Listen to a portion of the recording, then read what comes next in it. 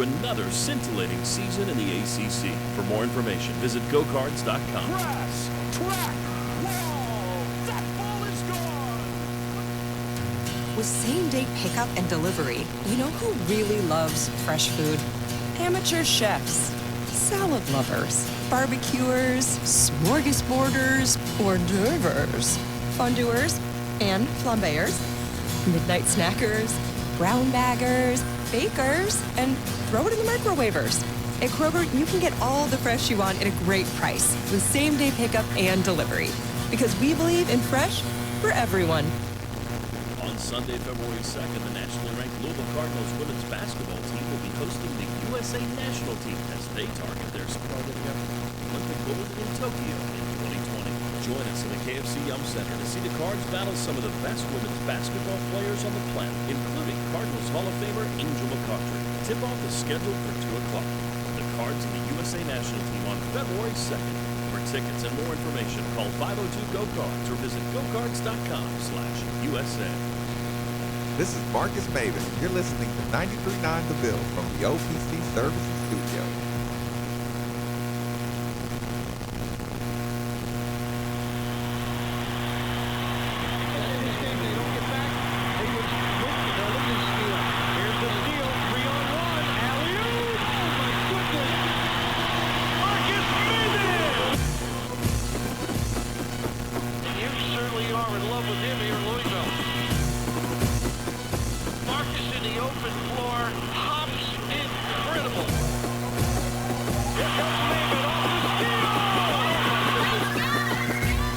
Get up, get up, get up.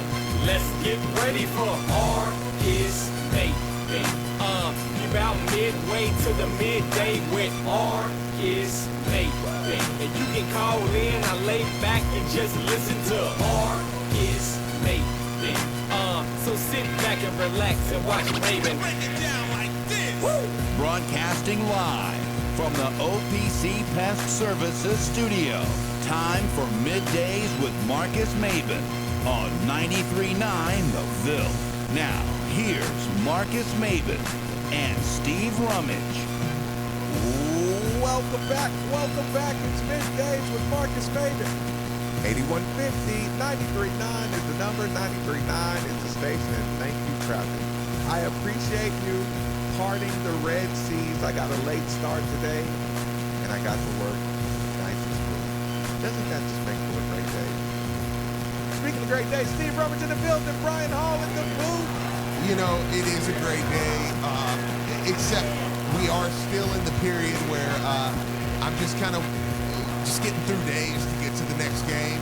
Even though tonight, Dave & Buster's was kind enough to allow us to have our Christmas party, our late Christmas party that we had in January because everybody's too busy. Now y'all are getting the point on why I don't open up Christmas gifts.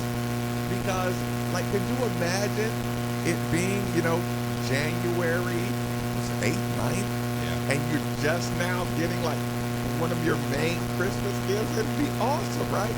That's what the office party is, Dave Buster. I do like that. No, it's cool. Brian Hall, what's going on? Oh, you too busy. I mean, it'd be great except for on Christmas Day. Yeah, which sucks. Then you're like, wow, what did you do on Christmas? Nothing. I experienced delayed gratification. Yeah, it was awesome. But I am excited because I always love going to Dave & Buster's. Me too. And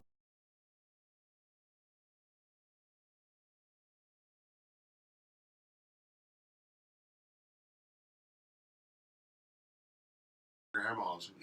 You gotta go to Mama's tonight. Yeah, we're going to Dave & Buster's. He's probably calling you a liar. Okay, so Brian, here's the main question. Okay, everybody gets a certain amount of like drink tickets, right? Well, I don't drink. No.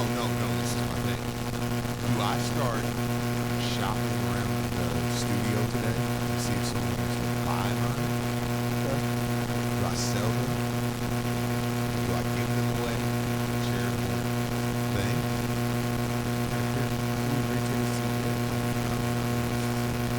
I was just gonna say we get a certain amount.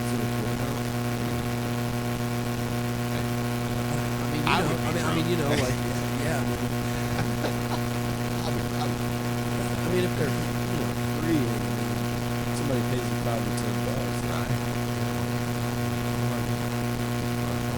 No, if you're going to Dave and Buster's, like, nobody's gonna care. They're gonna be like, "Hey, can I have your tickets?" No, okay, screw you. You know, like, nobody.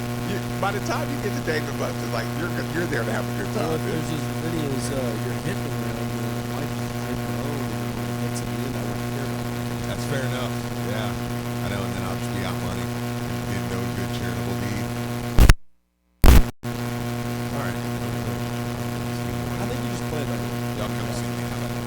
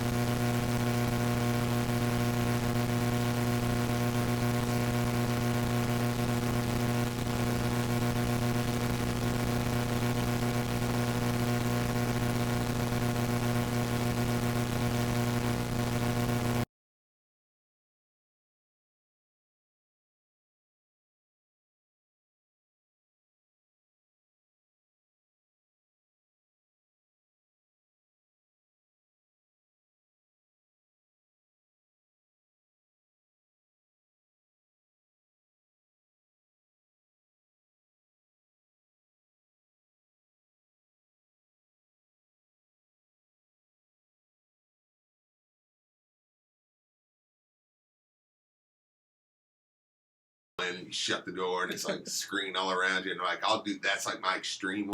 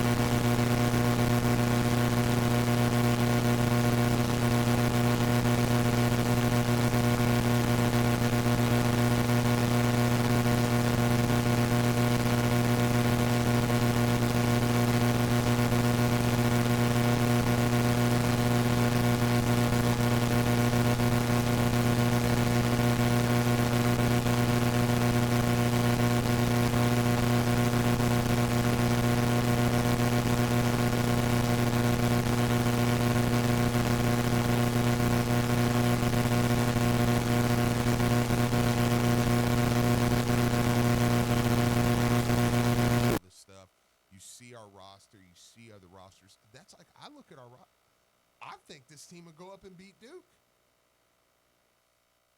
I mean, Why not? Yeah. I've watched Duke a couple times. I mean, I'm not saying it's a guarantee, Right. but I mean, like I won't be like, oh man, what an upset! They went to Duke and won. Other than it's in Cameron, that's more of the upset. Is it's a tough place to win. Right.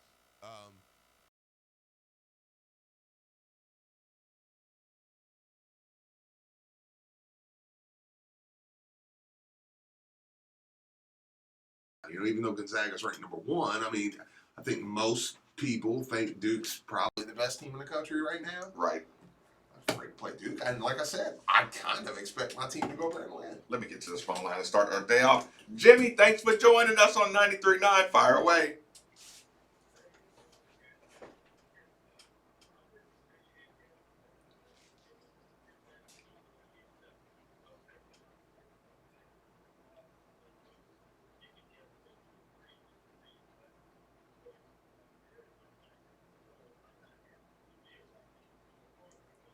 Mm-hmm.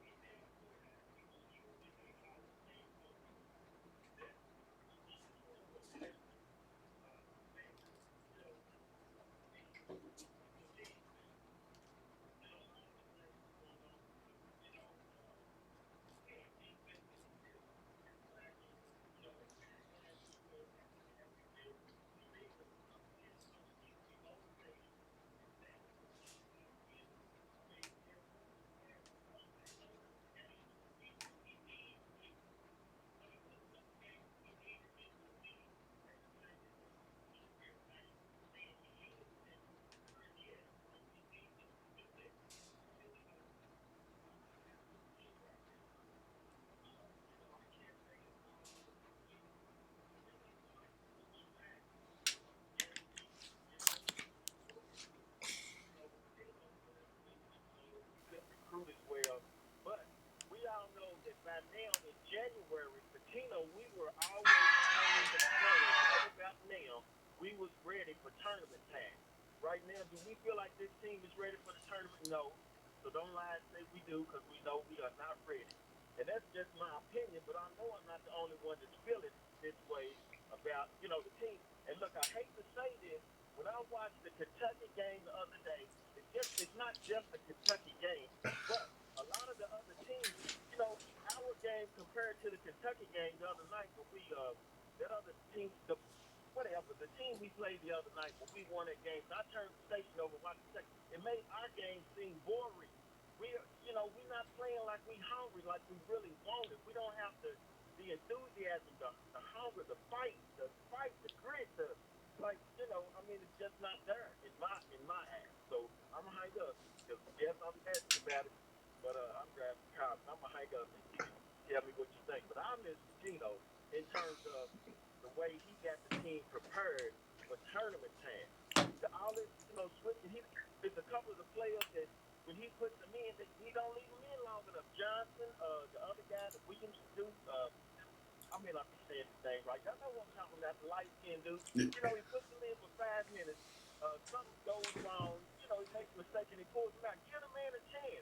He just worked up a sweat. I mean, how you going to, when tournament time comes, we are going to need everybody. We're going to need everybody we can get off that bench, to contribute. So I'm going to hang up. You tell me what you think, what I think. I appreciate the call, Jimmy. Okay. I'll start here. I don't totally disagree with everything he said. I will say that. Let me say this, though. It's January, so we don't know how he's going to have this team ready for the tournament. What I will say is, to me, it looks like he's actually making moves, meaning Coach Mack, that is preparing this team for the tournament right now. The other thing is, let me preface it with this. Do I agree with what he said, that you don't realize how great a Hall of Fame coach is sometimes until you don't have it? Now, do I think Coach Mack's 50? He just turned 50. So I think Coach Mack and everybody in the nation thinks Coach Mack's on his road to be a Hall of Famer. Yeah, Coach Pitino's awesome, but here's the thing: you can't use that Max not playing freshman enough and say, well, if Rick was here, that'd be different. let me tell you, if Rick was here. Now, granted, you would have had Anthony Simons and Roman Life. That team haunts me. But if Coach Pitino was here, Jordan is a spot-up shooter. Period. You know what I'm saying? You have, you're not seeing Fred. Like we didn't.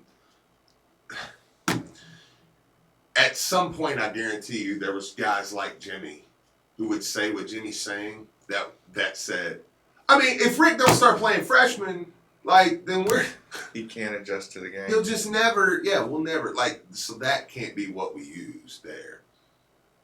I think Coach Mack's actually.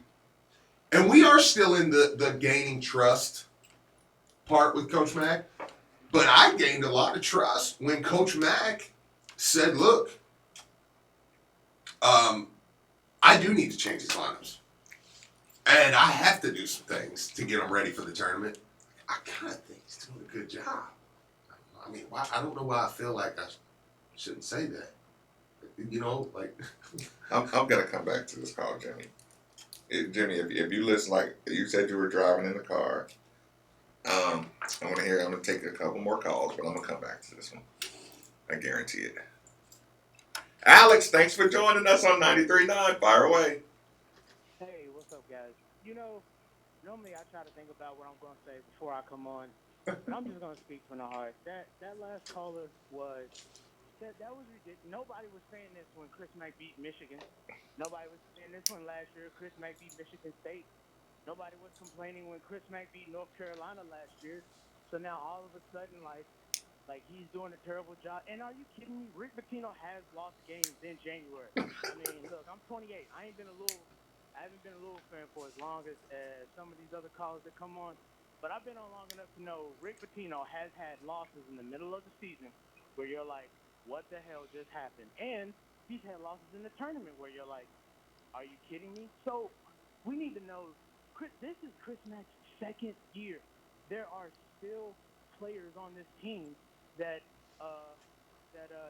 Rick Pitino recruited. Not saying that they're not good players, because they're obviously fantastic players, but they're still for the system that Rick Pitino was trying to implement. Man, he is in his second year. If this was year 4, year 5, okay, yeah, I could see your complaint. But this is the second year. Come on, Louisville fans. There's no way we have gotten so far to the point to where we're expecting a coach who, like you said, is in his 50s.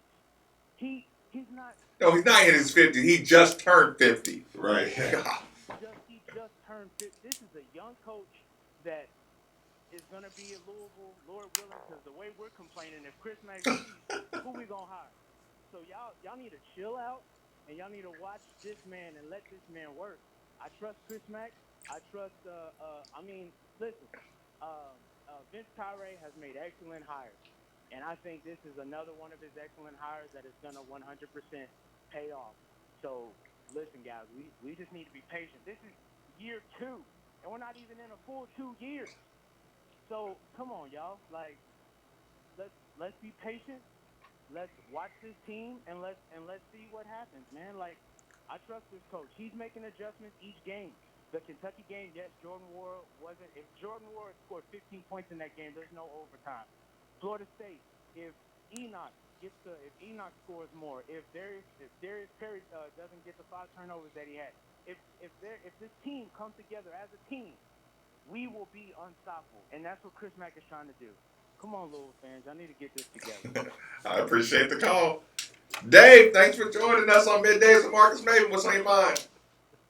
Hey, off to a fun start. Yeah.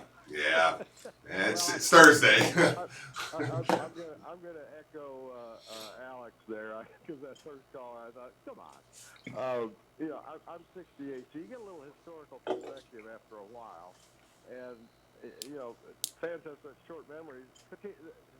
the 2013 national championship team lost 3 in a row in January and looked horrible. The 2012 team that ended up in the Final Four Oh, was gosh. unwatchable all season long. I was so glad to see that season come to an end. They went Dave, they got after the last game, Patino says, "Now I know what I have." And they go to the Final Four. Yeah, I mean, Dave, to your point there, I mean, I want to drive Dave's point there home, and then let him finish his point. They got busted at home by South Florida on senior night, Senior day. then went to Syracuse and got ran off the floor to end the season. I literally that year said they're going to lose to Seton Hall in the first round of the Big East, and they're not going to make the tournament. I was like, they're terrible. They're terrible. And what Dave's saying is 100% right. Rick said, all right, now I know what I got. Change some things up. Let's go to the Big East tournament. Won the Big East tournament. Went to the Final Four and lost to, as much as it makes us want to puke, Kentucky, who had Anthony Davis. And tied them in the second half. You know what I'm saying? Like, so sorry, Dave. Yes, 100%. Oh, well, yeah, I was at that South Florida game, and I turned to my buddy and I said, "Boy, am I glad this season's almost over." Yeah. And it went on for another 3 weeks. Yeah. Or 4 It's a weeks. fact. Hey, I used to be 40 years ago. I was both a U of L and a UK. I was one of those people that was both a U of L and a UK fan, and that. The 78 UK national champions lost 2 in a row in January, and the fan base was just panicked. Yeah. Yeah. So that's what fan bases do. Yeah. Absolutely, Dave. That's a great call. I appreciate that. Like, I remember watching in January as we were down 36 to Providence, going, Wait a minute. Say that statement again. What year? 2012? No, was it 2012? Actually, I think it may have been 2011. Maybe 2011. Okay. We're down like 36 to Providence. And I'm like, oh, and newsflash, Providence wasn't good.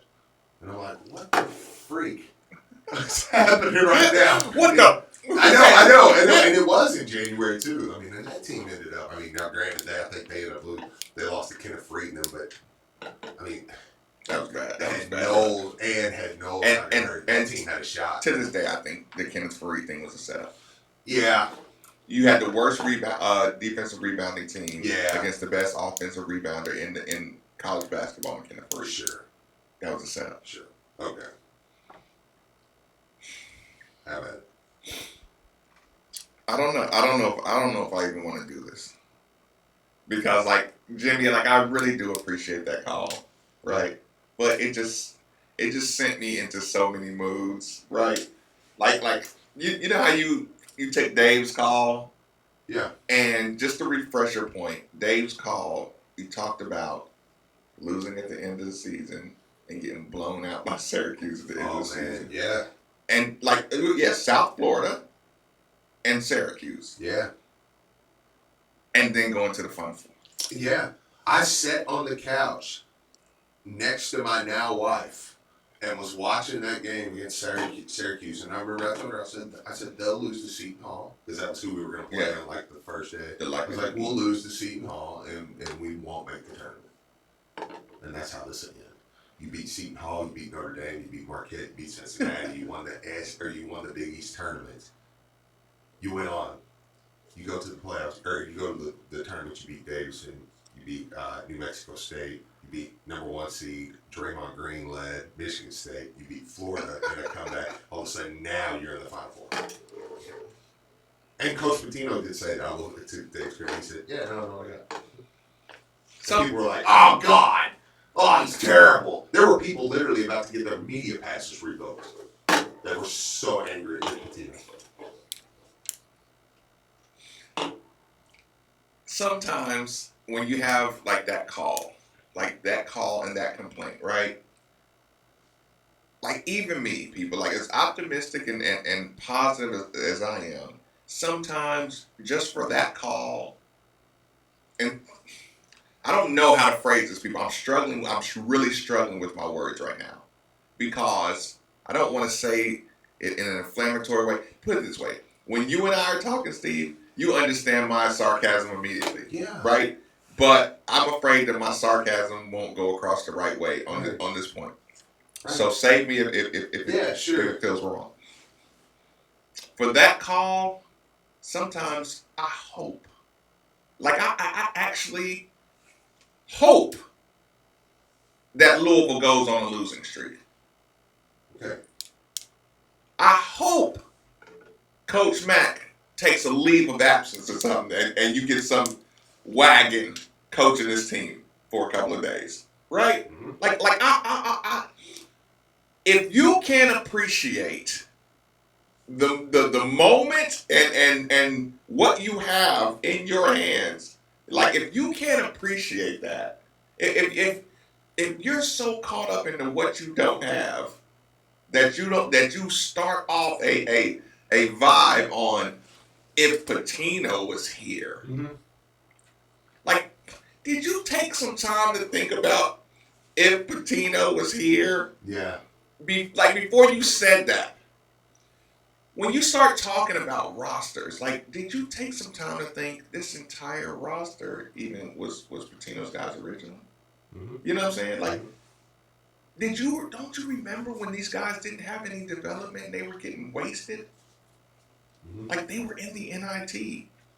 Yeah. You're number 13. Like, and most people believe you're higher. I mean, like Jay Billis put out his rankings, had Louisville at 7. Like, most people believe you're a top 5, top 17. I mean, rankings fluctuate. You know. One time I was like that. There's been one time in my life that I felt like I didn't deserve this happiness. Right? One time in my life that I feel like I did not deserve it. My attitude about people not deserving, you don't deserve this program right now. You don't deserve the bounce back that has been Louisville. This is fair. I'm going to tell a little story, Steve. Tell it. Right now, I want you to hear the story because I want you to learn about me. And then I'll get to the text line here in a little bit. So fire it off for you.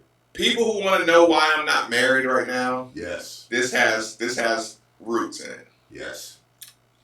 So there was a girl. It always is, right? Always. There was a girl in my history. My senior year, right? Great country song about this.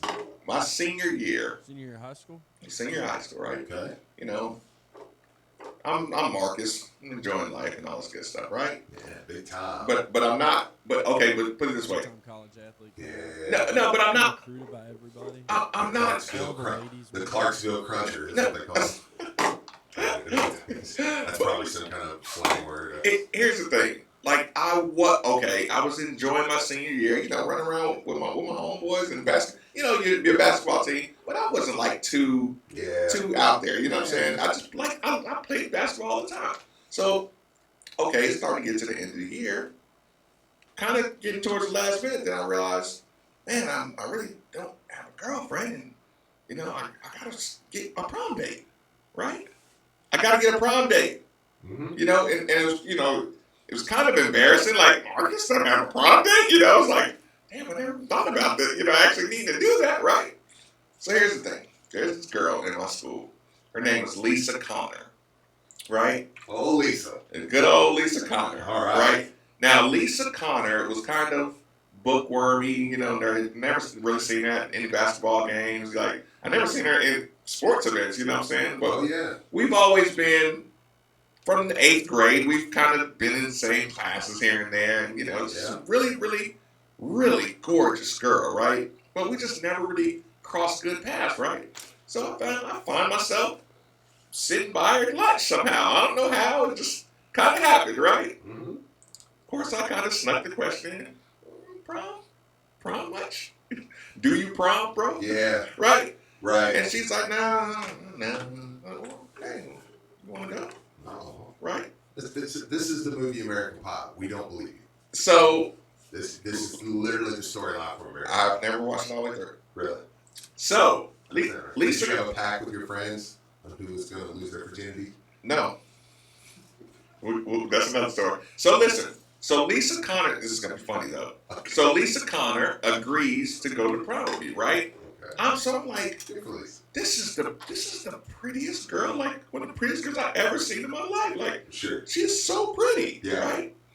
And okay, so she's all that. This is actually another movie. Leads up to prom, right? You know, like we're getting to know each other leading up to prom. Like, we really don't even know each other that well, that well. Yeah. Okay, so we go to, we end up going to prom, and I'm like, this is the first time I seen her dressed up, and I was like, Jesus Christ, like, you're the prettiest girl I've ever seen in my life. Like, you are gorgeous, right? Just like Freddie Prinze Jr. So, fast forward after prom night, or prom night. Hey, right? Here we go. That's what everybody want to get to. Okay, after prom, yes, we were allowed to. Look, I had a hotel, right? I had a hotel, and we all most of the people kind of was in the same hotel. Nice. Yeah. Like, we all was at the same place, right? Okay. Where we at? I get to this hotel, and we kind of get to wind down mode, right? Oh yeah. I can't even touch her. I can't even touch her. Now, I'm not gonna use the phrases that are gonna be depressing. Yeah. But let's just say performance anxiety. Okay. Right? Because I'm like, I don't deserve this girl. I don't deserve this girl. She's the prettiest girl I've ever seen in my life. Maybe I need to get to know her more or something. Sure. Like, something's not right. Like, Sure. I'm afraid. Like, I am afraid to even start to touch her. She's thinking, what's wrong with me? Like, boy, you better come over here. This Right? is a great story. And I really like, just chill out. I really don't know what to do with you, girl. Like, look, and it's not my first time being in an intimate moment. Sure. With a girl. Sure. So, okay, so this happens, right? The night is a very friendly night. It would be a great time for a Blue Chew commercial. Put it this way, no, I could, but I couldn't. You know what I'm saying? So Yeah, that's what Blue Chew is that's all what about. it is. Yeah. Okay, so here's, my mind's there, my body says I follow suit. so here's the thing. Listen, I really feel like I don't deserve to be in this position. So I'm like, okay, I'll later on we'll reset, right? Okay. So let's skip forward a month or two later, right? A month or two later, I'm like going on stuff and doing stuff, and we kind of, our communication wasn't really that good after that, right? But I knew she thought it was her fault, right? Yeah. So we kind of go our separate ways or whatever. So about a year later, right? A year later, I don't end up going to Tennessee. So I'm sitting out, so probably like 6-8 months later. I'm on Austin Peay's campus, right? I'm kind of talking to a girl that goes to Austin Peay or whatever. But I end up running into Lisa again, right? Lisa Connor, right? She has the look on her face like, look, we screwed that first one up. Let's do this reset, right? She's looking up at me, just waiting for me to just, hey, let's restart. I know it. She knows it. Listen, the girl that I'm kind of talking to, she can tell by the way me and this girl are talking that y'all know each other, and that's real. Like, whatever's going on with y'all right now, right? Nothing. Wow. Nothing. Wow. I didn't get her new number. I didn't give her my new number. Nothing. I was just like, nah, I don't really know what to do with you. Right?